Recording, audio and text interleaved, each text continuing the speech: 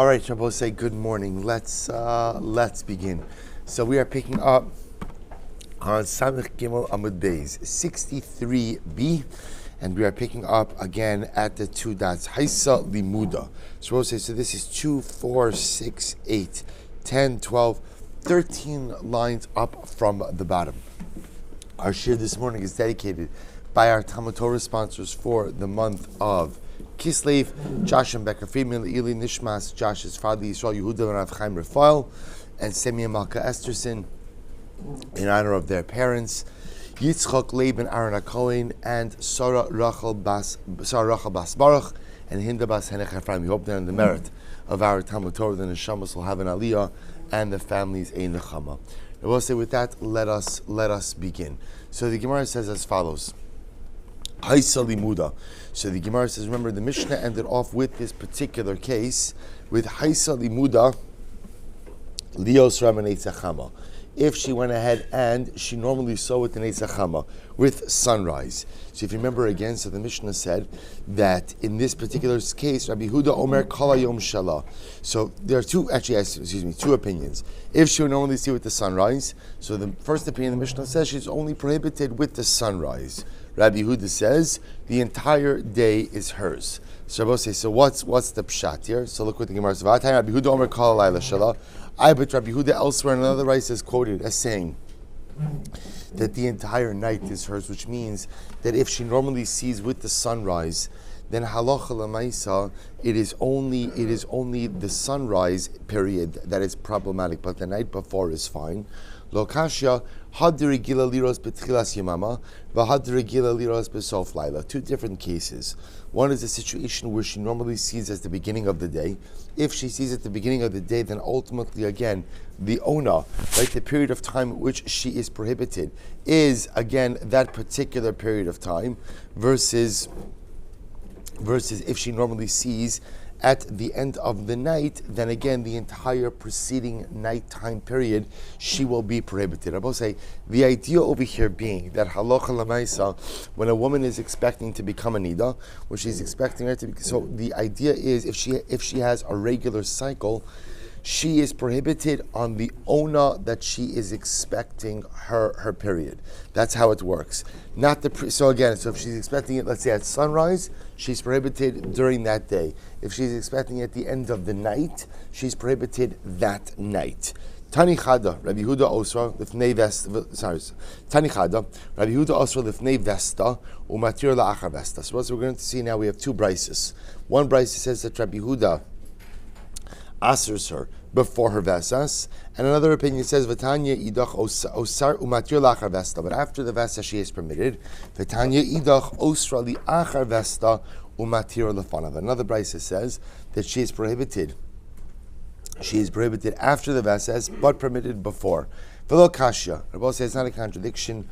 Hav derigila lemechse besof laila. Hav derigila lemechse betchilas yamama. Two different cases, Rabbi say. One is a situation ultimately again where she is normally accustomed to see at the end of the night, and the other opinion is where she's normally accustomed to see at the beginning of the day. So remember, for example, if she's normally accustomed to seeing at the end of the night, then what? Then halacha l'maisa is that nighttime period that is prohibited. If she's normally accustomed to seeing at the beginning of the day, then what? It is the daytime period that is prohibited. And I will say the idea being that although there may only be a little bit of time separating these two onos, so essentially again, one becomes prohibited at the ona. Ona refers to a period of time in which she normally expects to become a niddah. Amar Rava, halacha Rabbi Yehuda. So Rava said the halacha follows Rabbi Yehuda. So the Gemara says, Umiyam Rava Haki. Did Rava really say this? That Tanya we learned. So the pasuk says, "You shall warn the Jewish people from their tumah." Mikan Amrabi Yirmiyah, Azhar livnei Yisrael sheyifreshu minishosehan samuch levestan. So from here we see a very important pasuk, which is that a man is obligated to separate from his wife samuch levesta, which means close to the time that she is expecting to become a niddah. Vikama. How long is that? Amar Rava Ona. Rava says Ona means 1 12-hour period. So the Gemara says, My love Ona Achrisi. does that not mean one additional ona before the ona in which she is expecting her period? So we'll say, for example, let's say again a woman only gets, when it becomes a Niddah, on sunrise of the 20th day of the month, just to keep it easy. So the ona, right, what's her ona? The ona is the daytime period of the 20th day of the month, right? That's her ona. I thought over here that when the pasuk says that warn the Jewish people regarding Tumah, and from here we see that a man separates from his wife an ona before she becomes a Niddah. I would have thought that this is the ona before the ona. So for example, what it would mean for our purposes is that he would separate from his wife not only the day that she's expecting her period, but what? The night before as well, the 12-hour night period before as well. To which the Gemara says, the Gemara says, "Lo osa ona." No, rather, the halacha only requires a man to separate from his wife on the actual ona in which she is expecting to become a niddah. So this is a very important halacha. So even if a woman has a veses kavua, woman has a regular cycle. So let's say again, just for our illustration purposes, she goes ahead and she becomes a niddah on the 20th of the month. That's her regular cycle. And let's say even she has even a greater degree of regularity. She sees 10 o'clock in the morning on the 20th day of every single month. So I might have thought that halacha l'maisa, he's only obligated to separate from his wife literally come 10 o'clock in the morning on the 20th of the month. Now what the halacha tells me is that no, a husband is obligated to separate from his wife that entire ona. What's the ona that she's expecting her period in this particular case? That ona would be what? From sunrise of the 20th of the month, that daytime period. He'd be obligated to separate from her that particular ona. Now, interestingly enough, the Gemara entertains the possibility that maybe he should have to go ahead and separate the ona before as well, right? The nighttime, meaning the 12-hour period before the time. So, for example, in this case, she's expecting her period on the 10 o'clock on the day of the 20th. Maybe we should have to separate from her the night before as an additional chumrah, an additional safety measure. So the Gemara says, no, that's not obligatory. But also we know that in halacha, that is what's called the onas or zarua. There is a chumrah like that in Hilchos Niddah, that a man separates from his wife not only on the ona that she is expecting her period, but the ona before as well, called the onas or zarua. Again, there was one who espouses the halacha l'maisa. So again, it's a chumrah in Hilchos Niddah. It's definitely a chumrah. So one is not obligated to take on chumras, but halacha l'maisa, it is a chumrah that is based on this particular Gemara over here. Good. Says the Mishnah. Haisa limuda lihiyos ra yom tesvav. V'shinsa lihiyos ra liyom chaf. So I'll say, listen to this. So now the Mishnah gives another case. A woman has what we call a veses kavua, a fixed cycle. So what happens? She normally sees the 15th of the month. Then the next, so we'll say, that means she has an established pattern. That happened 3 months. So that's her veses. V'shinsa lihiyos ra liyom chaf. And now 1 month she changes and she sees on the 20th of the month. What's the halacha? We'll say in the following months, let's say again, months 1, 2, and 3, she sees on the 15th of the month. Fantastic. So come month number 4, she has what's called a veses kavua, a set cycle, right? To see on the 15th of the month. So month 4 goes by, same thing. Month 5 comes along, and what happens? She sees now on the 20th of the month instead of the 15th. So what's the halacha? In month number 6, zev ze asurin. In month number 6, she must be chosheshes for the arrival of her period on both of those days. Day 15. Day 15, why? Because day 15 is her veses kavua, that's her established cycle. Day 20, because that's the day that she saw on last month. So she can't ignore that date as well. Shinsa gimel pam liyom chaf. So let's say again, on month number 6, 7, and 8, she sees on the 20th and not on the 15th. Then what? Huter tesvav. The 15th is no longer her veses kavua. The kavala yom chaf, and she has established a veses kavua for the 20th of the month. She'ein isha kovas la veses achetik ba'ena gimel pamim ve'ena mitaris min veses achete akar mimena gimel pamim. Because both a woman establishes a veses through seeing on the same day 3 times, right, for 3 consecutive months, and she undoes a veses by seeing on a different date 3 times as well. Beautiful. Top of Samach Dalal Amud Aleph. Itmar Rasi Yom Chamisha L'chodesh Zeh, V'Yom Tes Zayin L'chodesh Zeh, V'Yom Shivasa L'chodesh Zeh. Supposedly this is this interesting case. Month number 1, she sees on the 15th of the month. Month number 2, on the 16th of the month. Month number 3, the 17th of the month. So Rav says, Rav Amar Kavala Veses Ledilug. Rabbi said there is such a concept called a Veses Hadilug, which means ultimately, again, she gets a period, well, literally, again, it's a Veses for skipping. So not skipping a month, but essentially what we'll call it is a progressive cycle, right? A progressive cycle. So the idea is that each month she sees it on one day later than the previous month. So you could create a Veses like that. So Rav says the first month 15, second month 16, third month 17, she's established a Veses Ledilog. Shmuel says, no. Ad shetishalish bedilog. The first month doesn't count. First month doesn't count. They will say, why doesn't the first month count? Because there's no indication that quote-unquote is a skipping, right? The first month is just the 15th. That's just the first time that it came. The skipping is only established when? Ultimately, again, when she has second month, third month, fourth month. So then the first month just is what it is. Then you have 3 more months that indicates a skipping pattern. So it's a fundamental machlokes, Rav and Shmuel, as to how to establish a Veses Ledilog. Rav says even the first month, where she saw on the 15th, will count towards the establishment of this Veses. Shmuel says no, the first month does not count. She requires three actual months where the skipping pattern is clear in order to be able to establish that Veses. So name of Rabbi Shmuel B'Plukta to Rabbi Shmuel Gamliel. So it would appear that Rabbi and Shmuel are having the machlokes ultimately again of Rabbi Shmuel Gamliel. What's the machlokes here? This is you're both an interesting case. So it sounds like what they're arguing about over here is the establishment of chazaka, right? How many times do you need a chazaka for? So listen to this interesting case. If a woman marries a man and her first husband dies, l'sheni umeis, she marries a second man and her husband dies. So we'll say, so now what happens? She's read the shidduch to husband number 3, right? Lucky guy, right? She's read to husband number 3. What's the halacha?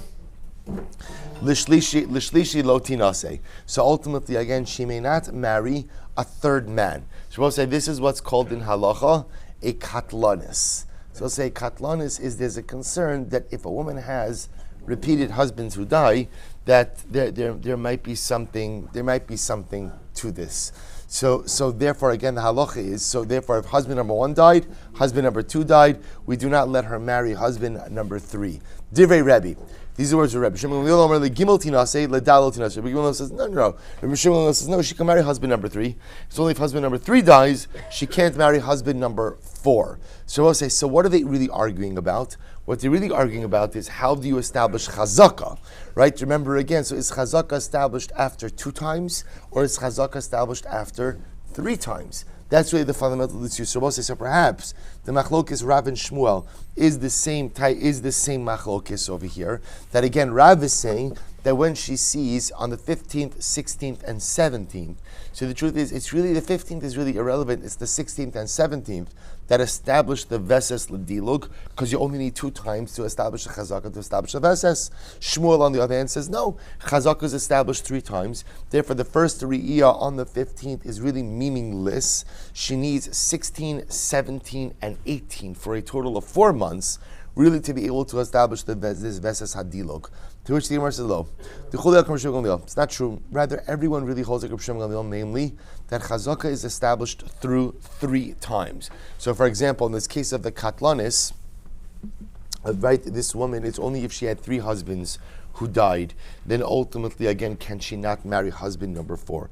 Everyone agrees you need 3 to establish Chazaka. So, what's happening over here? V'hacha miflagi. Here's what they're arguing about. Rav Savar, Chamisha Asar, Miminyana, Ushmuel. So Rav holds that the first month, when she sees on the 15th, is part of the pattern as well. That is part of the pattern, even though, again, there's no previous month to indicate to us that 15 is a skipping. Nevertheless, 15 becomes part of the pattern. Ushmuel says, Kivan de lav bediluk chazise, lav miminyana. Shmuel on the other hand says, listen, at the end of the day, 15 is not part of the skipping pattern. If it's not part of the skipping pattern, then it cannot become part of establishing the Vesa. So I will say, fundamental machlokes between Rav and Shmuel about how to establish a Veses Hadiluk, a skipping Veses.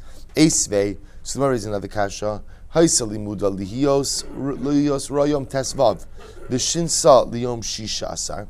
If one was normally accustomed to seeing on the 15th of the month, and then what happens? Also, what that means is she has a Veses Kavu, an established cycle that she sees on the 15th of the month. Then what happens? So let's keep it easy. So let's say months 1, 2, and 3, and we'll even throw in 4. I'm feeling good today, right? Month number 4, she sees all of that on the 16th of the month. She has an established Veses. Then what happens? On month number 5, Shinsil Yom Shisha Asar. She switches and she sees on the 16th instead of the 15th. What's talacha? Zeh v'zeh asurin. So we'll say in the following month, both days 15 and 16 will be asura. In other words, she'll have to anticipate that she's going to become a niddah on both of those days. Shinsa liyom shiva asar. So we'll say, so now, okay, let's play this out. Months 1, 2, and 3, she sees on the 15th. Okay, so therefore, again, come month number 4, she has a Veses Kavua for day number 15. Month number 4, she sees on the 16th. So what happens? In month number 5, she must be chosheshes for what? 15 and 16. But let's say month number 5, she sees on the 17th. In month number 6, she must still be chosheshes for the 15th. No longer has to worry about the 16th, but does have to worry about the 17th. So Shinslium Shivasar, Hutar Shishasar, Vinasar Chamishasar, Vishivasar. We'll say now, let's say month number 7, month number 7, Shinslium Shmona Asar. She sees it on the 18th. So we'll say, so what happens? Hutra Kulan. Now we'll say at this point in time, then it's been 3 months that she has not seen a month on day number 15. After 3 months that she hasn't seen on day number 15, then what? Day number 15 is no longer a Veses Kavua. That's no longer a Veses Kavua, and therefore she no longer must be chosheshes for it. Hutra kulan ve'in asra ela mishmon asar ve'elach, and ultimately again she's only asura from the 18th and on. Sekashi l'Rav. So we'll say this seems to contradict Rav, right? Because again you're seeing that you require 3 months. To which the Gemara says, Amalecha Rav limuda shiny. Rav says it's different when she begins with a Veses Kavua, right? Ultimately again, if she begins with a Veses Kavua, then that first time cannot be part of the counting for her Veses Hadilog. Vidi karila my karila. So we'll say ultimately again, and the one who brought this up, why did he bring it up? Limude tzrichale. Because I need the case ultimately again where she is beginning with a Veses Kavua. Why is that? Ma'udetema, kevan de limuda, va'akarte, betray zimni, akra. Because I might have thought that what? That since halacha lamaisa, she had a Veses Kavua, once she uprooted it with 2 times, seeing it on a different date, it should be uprooted. Kamash mala no. Kamash mala said if a woman has a Veses Kavua, the only way to uproot a Veses Kavua is how? To see on a different date 3 consecutive times. If a woman sees on the 21st of the month, Rasa Yom Esrim ve'echad b'chodesh, Zeh Yom Esrim, Rasa Yom Esrim U'shnayim b'chodesh Zeh. She sees on the 21st of the month in 1 month, month 1. Yom Esrim U'shnayim b'chodesh Zeh, the 22nd of the month in month number 2. Yom Esrim U'shlosha b'chodesh Zeh, day 23 in the 3rd month. What's talacha? Kavala Veses. Ultimately, again, she has established for herself a Veses. Sirga liyom esrim va'arba. But if, again, she skipped over ultimately, again, to day 24, lo kavala Veses, ultimately, again, she will not have established for herself a Veses. To which the Gemara says, Tiyov to the Shmuel. This seems to reject Shmuel's idea, because you see over here that the first month can count towards the establishment of the Veses. Amar lecha Shmuel hacham askinon. What's the case? Kigon de regila lemechse liyom esrim v'shins liyom esrim ve'echad. She normally sees on the 20th, and then she changed over to the 21st day. Therefore, again, even in month number 1, it counts towards the dilug. Dekonami diktan dekonami dishavkinu liyom esrim v'nakat liom esrim ve'echad shmamina. So we'll say, so what we end up over here is with a fundamental machlokes between Rav and Shmuel about if a woman is going to create what we call a sequential veses, which means that she sees one day later each and every month. So we'll say, so for example, aside from this, so if a woman has what we call a veses hadilug, it means, let's say month number one, she saw 15 to 16, 3, 17. That means in month number 4, she would anticipate becoming a niddah when? Day number 18. So the shaila is, how many months do you require to establish this veses hadilug? Rav says 3, Shmuel says 4.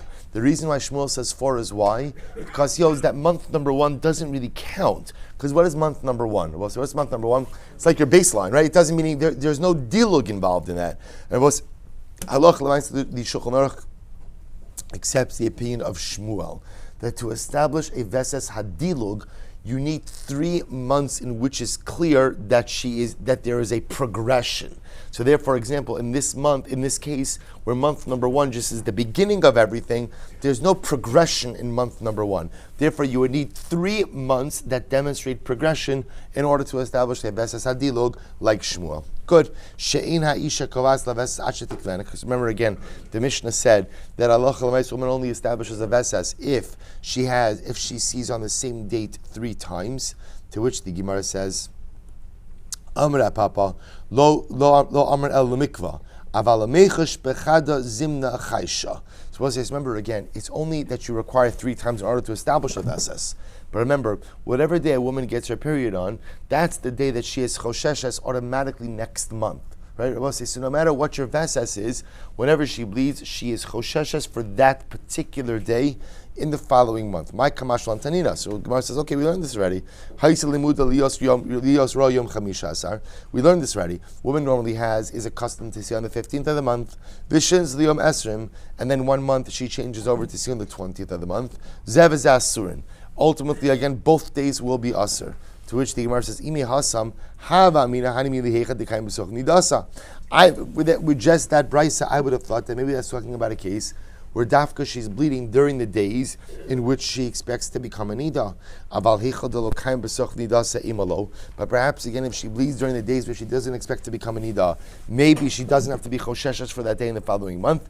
So we'll say, so therefore the Gemara is teaching me is, even if a woman has a veses kavua, set cycle, but for some reason she sees on a different day that particular month, in the following month, she must be chosheshes for her veses kavua day, as well as what? As well as the day that she actually saw on the previous month. And so the Mishnah said, you only break a veses through seeing on a different day 3 consecutive months. Amar Papa, lo aman ela de kavase tlasa zimni, de tricha tlasa zimni le me'akre. So we'll say it is only a veses that is established 3 consecutive months that ultimately requires 3 consecutive months to break it. Aval trei zimni, but I will say, let's say if a woman saw on the same day for 2 consecutive months. She sees on the 15th of the month in month 1 and in month 2. Bechada zimne me'akar. We'll say that's not a veses, and therefore month number 3, when she sees on a different date, that Riyah month number 3, quote unquote, allows us to disregard what occurred on the previous 2 months, and therefore month number 4, she need not be vigilant regarding the dates of months number 1 and 2. To which the Gemara says, okay, we learned this. We learned this already. We already learned that a veses is only established when a woman sees on the same date 3 times. So we've established that. So obviously a woman sees twice, right? And then on the 3rd month she sees on a different date. Come month number 4, she could disregard the dates of months number 1 and 2. To which the Gemara says, what would you have thought? Chada lechad, trei letarti, tlasa letlasa. So I'll say, because I might have thought that's what? When a woman sees on a particular date 1 month, she only requires re'iyah on a different day to go and uproot that previous month's re'iyah.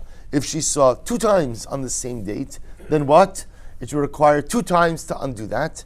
And if she saw 3 times on the same date, it should require what? Seeing on an alternate date 3 times to undo that. I will say, Kamash Malan, that when it comes to 1 and 2, as soon as she sees on a different date, even one time, halacha l'maisa that allows her to disregard those previous dates. It is only when she's established a vesas kavua, which is established through seeing on the same date 3 times, that in order to uproot that vesas, she has to see on an alternate date 3 times. Good.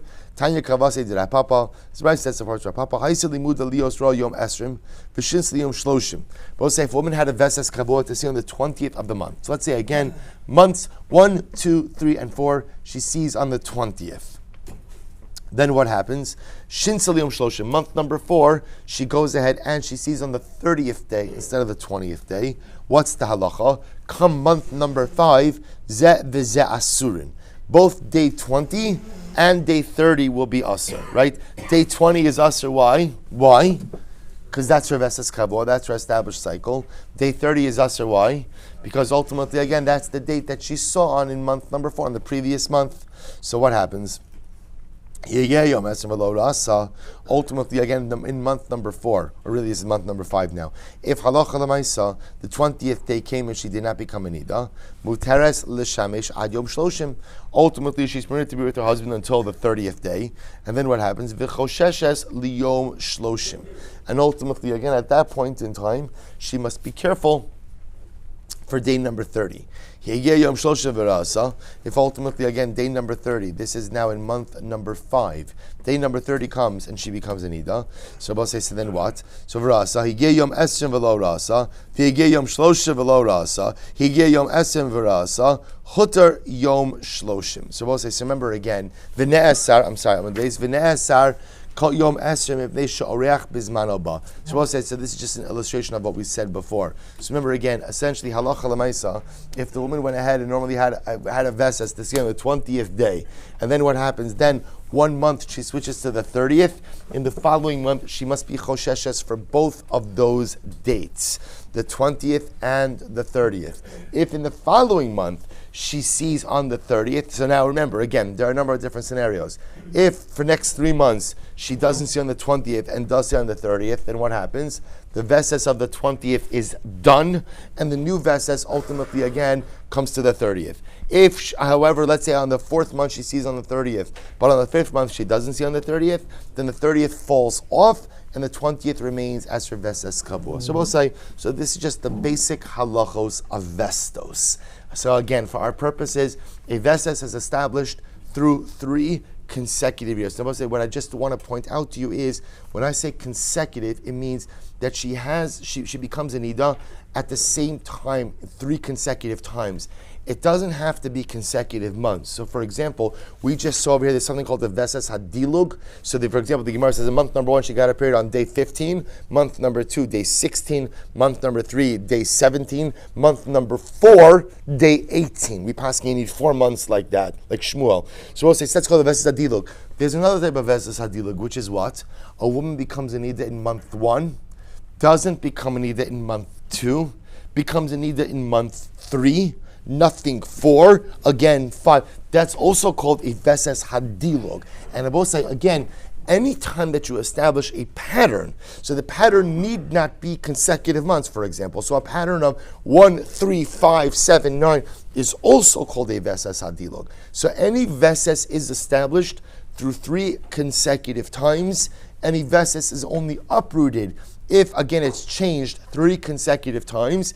The interesting part over here is if in any particular month she changes from the normal vesas, in the following month she must anticipate the arrival on her period on one of 2 dates, either the vesas kavua date or the date on which she got her period the previous month. Good. Both say the parak ends off with an interesting change of discussion. We're going to spend time on this, even though the Mishnah is just introducing it here. Nashem bebesuleim ki gifanim. We'll say there is something called dam besulim, right? So dam besulim is blood that comes from the rupturing of the hymen. That is not niddah blood, right? Remember again, dam niddah is uterine blood.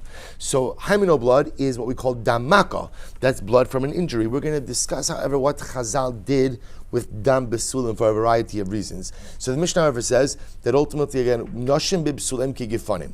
So the Gemara compares dam besulim, hymenal blood, ultimately again to like a grapevine. You'll see why the example is Yesh Gefen Shiena Adam. There are some grapes which produce red wine. The Yesh Gefen Shiena Shachar. There are some grapes which produce black wine. They will say the idea being that dam besulim could be different colors. The Yesh Gefen Shiena Meruba. There are some grapes that produce a lot of wine. So there's sometimes dam besulim could be a lot of dam. The Yesh Gefen Shiena Muat. And there are some grapes that produce very little wine. Sometimes, ultimately, a woman could have very little dam besulim.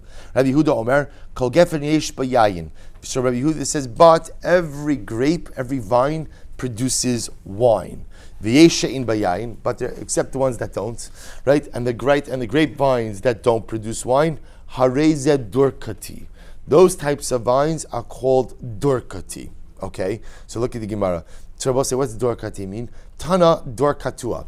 We'll say Durkati is a contraction, Durkatua, cut off generations. Cut off generations. What Rabbi Yehuda was saying is that ultimately, again, not just in a reference, ultimately, again, to dam niddah, to dam besulim, but in general, if a woman does not bleed, then ultimately, again, that is going to be indicative of difficulty with fertility, right? Meaning if she doesn't experience a regular period, regular bleeding, that's called a dorkati. Dorkatua, truncated generations, she may have trouble conceiving. Tana Rabbi Chia, Kishem Shasar Yafa Le'isa, it was an interesting Gemara. Rabbi Chia says the same way that yeast is good for the dough, Kachdam causes it to rise. Kachdamim yafa leisha. So to again, I will say a regular pattern of bleeding is healthy for a woman. The idea being that if a woman has a healthy cycle, right, then Emirat Hashem that'll help her with her fertility. Talmud Meir, Kalisha Shadamam Merubin Banem Merubin. Meir says any woman who bleeds often has many children. So we'll say again, same idea, just being this concept that the more regular she is in her cycle, the better her chances ultimately again for conception. Good. We'll say we're going to come back and deal with dam besulim as its own standalone sugya. Hadran alach ha'isha mazel tov. Tinokesh lagias manaliros. We'll say here we go. So let's say again you have a young girl. We'll say tinokes means a girl below the age of 12. Tinokes shalagias manaliros. You have a young girl who has not yet established a cycle, or it's not yet time for her to get her period. So we'll say, so what happens? Venices, and she gets married. So we'll say, so now we're going to be talking about dam besulim a little bit. So remember again, the dam besulim is not dam niddah. It's not dam niddah, right? And therefore, again, technically speaking, if a woman bleeds as a result of relations from dam besulim, so halacha l'maisa, she does not become a niddah. Of course, as you know, the great concern that's going to be is, well, how do you really know for sure if it's dam niddah or dam besulim? Right? How do you know? Maybe the woman is bleeding as a result of something else that is uterine. How do you know what's what? So the Mishnah is going to try to figure that out over here. So let's say case number one is a young girl who has not yet become a niddah, gets married. So we'll say, so what's the halacha? Beishamai omrim nostin la'arba leilos. So Beishamai says that ultimately, again, we give her 4 nights to bleed, which means that we assume that for the first 4 nights after they get married, if she bleeds as a result of relations, that bleeding is related to dam besulim and not dam niddah. Beis Hillel says, no. We're not worried. We don't give an amount of time. Rather, what we do is we base this on the Metzias. We know that ultimately, again, there is a rupturing of the hymen from the first act of relations. So we wait to see until, quote unquote, the wound is healed. In other words, you attribute the bleeding to bia, to the dam niddah, to the dam besulim, for as long as you need to, until, quote unquote, she's healed. So the Gemara says, Higiyas manaliros. That's case number one. Case number two, let's say she's a girl above 12 years old. Therefore, we assume at this point in time, halacha l'maisa, she is becoming a niddah. So Higiyas manaliros, v'nisei, and she gets married. Beis Shammai omrim, nostin l'layla rishon. Beis Shammai says, we give her the first night. In other words, so we give her the wedding night, and we say ultimately, again, any bleeding that occurs on that first night, that's dam besulim. Right? Anything after that, we have to be choshesh for dam niddah. Beis Hillel omrim ad matzei Shabbos arba leilos. Beis Hillel says we give her 4 nights until matzei Shabbos. So we'll say, why is 4 nights? Because remember, again, going back, Rashi references back, ultimately, again, to the Mishnah in Kesuvos, which we'll see in the Gemara, which is, when did people normally get married? Wednesday night. So we'll say, why Wednesday night? Ultimately, again, in the event that there was a claim against the besulim, Beis Din was in session when? Thursday morning. So therefore, again, you give her 4 nights until matzei Shabbos. So the Gemara goes on. Rasa va'odu bebeis abiyah. So we'll say, what happens if we're talking about a situation of a woman before she got married? Before she got married, she's still living in her father's home, and she had already become a Niddah. So now she gets married, and she already is established as a woman who becomes a Niddah. So in this case, Beis Shammai omrim nosan labilas mitzvah. So Beis Shammai says, in that case, we only give her one biyah. What does that mean? That we only attribute dam to dam besulim, only for one biyah, for the first biyas mitzvah. And Beis Hillel says we give her the entire night. So even if they're together repeated times over the course of that first night, we assume that any blood that comes about is a result of dam besulim and not dam nida. So it says the Gemara, Amar Rav Nachman bar Yitzchak va'afilu rasa. So we'll say, so remember again, going back to the first case. The first case was a tinokes shelo hagia zman aliros. This is a girl below the age of 12 who has not, right, whose time to become a Niddah has not yet arrived. We assume that a girl does not become a Niddah before the age of 12. So her zman to see has not yet come about. So remember again, she gets married, she's with her husband. The Shammai says we give her 4 nights. Beis Hillel says that ultimately we give her until the wound heals. In other words, so as long as she bleeds and she's quote unquote not healed, we attribute that bleeding to dam besulim and not dam nida. So says the Gemara, Rav Nachman points out something very interesting, that in this case, even if she did actually become a Niddah, the halachos, in other words, let's say she's a girl who did experience some type of menstrual flow. So the halachos would not change. Mimai, midikamaflik b'seifa bein rasa bein shelo rasa, mechlav dereisha lo shnahachi v'lo shnahachi. But we'll say from the fact that the end of the Mishnah makes a distinction between whether or not she became a Niddah, didn't become a Niddah, and the reisha did not, indicates to us that either way it doesn't change the halacha for this girl who is a tinokes. That supports this. Beis Hillel omrim, ad shetichya amaka, bein rasa, bein lo rasa. Beis Hillel says that halacha l'maisa with the tinokes, we give her ultimately again until the wound heals, whether she has seen dam nida or not. Good. So next, ad shetichya amaka. So let's remember again. So the Beis Hillel says that for a tinokes, girl below the age of 12 who gets married, we attribute any blood that she sees as a result of biyah to dam besulim. To dam besulim.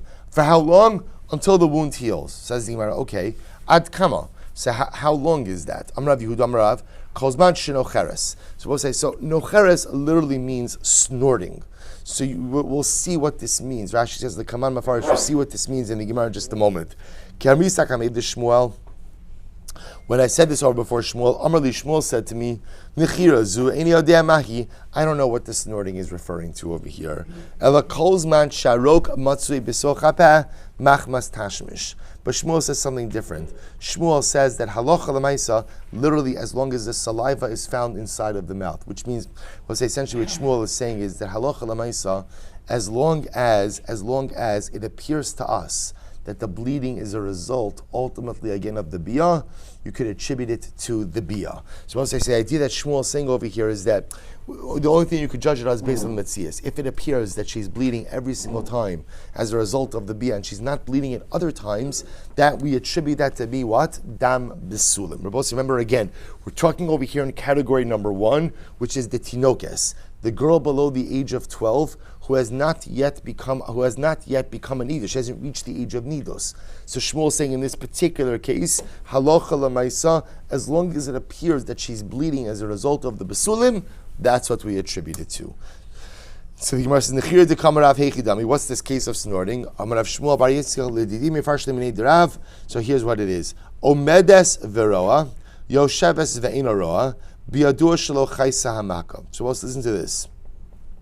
If when she's standing, she bleeds, but when she sits, she doesn't bleed, that indicates to us that what? That halacha l'maisa, the wound, i.e. the area of the basulim, has not healed. So this is actually very interesting. So it appears that what they're saying is like this. When she stands and like there's pressure, right? Gravity is working upon her and she bleeds, that's indicative of the fact that the wound has not healed. If when she sits, ultimately again she does not bleed, that indicates to us that ultimately again I'm sorry, Omedis v'ro yoshev ze'ina roa. If when she stands, right, she bleeds, and when she sits, she does not bleed, that tells us that the wound has not healed, that the basulim are still irritated, and that's why they are bleeding. So the Gemara says, Al gabe karka v'roa, if she sits on the ground and she bleeds, Al gabe karim v'kistos ve'ina roa, but when she sits on cushions, she does not bleed, bi'adua shelo chaysa maka. Then what? That indicates to us that the wound has not healed. Why? Because when she sits on the ground is tough. When she sits against the ground, it irritates the area of the basulim and she bleeds. But if she sits on something soft, she doesn't bleed. That indicates to us that what? That the area of the basulim is irritated, and that's why she's bleeding. Al gabi kulam v'roa, al gabi kulam ve'ina roa, bi'adua shechaysa maka. Rabbi say, if ultimately again she always bleeds, right, when she sits on anything, or she never bleeds when she sits on anything, then that indicates to us that what? That Allah Chalamaysa, that the wound has healed. So we'll say, the idea over here, you begin to see that the only way to assess if it's machmas basulim is to just assess, right? Whether it's Shmuel's assessment that Allah Chalamaysa, if she's always bleeding as a result of the bia, that's a pretty good indication that the wound has not healed, and this is dam basulim. The second metric we'll say is essentially, does she bleed when the area of the basulim is affected? If she bleeds when the area, so let's say if she's standing, gravity working upon it, the pressure working upon it, that indicates to us that what? But when she sits, she doesn't bleed. That shows it's the dam maka. Or if she sits on the ground and she bleeds, but if she sits on something soft, she doesn't bleed. That indicates to us that Allah Chalamaysa, that's dam maka. We have to assess it based on what we are able to see. Higiyaz mana. So we'll say, remember again, the next case was as follows. The next case was a girl who is above the age of 12, and therefore halacha l'maisa expects her period, right? Becomes a niddah. So in this case, when she gets married, what's her status? Beis Shammai says we give her the first night. So any bleeding that occurs is on the first night. Halacha l'maisa is going to be dam besulim, and Beis Hillel says we give her until Matzah Shabbos 4 days. 4 days. Itmar shimsha biyamin. So we'll say, so the Gemara says as follows. What happens in the following case? And we'll say we'll stop over here for today. We'll Amir Hashem pick up at these two dots of Itmar and Amir Hashem tomorrow. Shach, we'll say.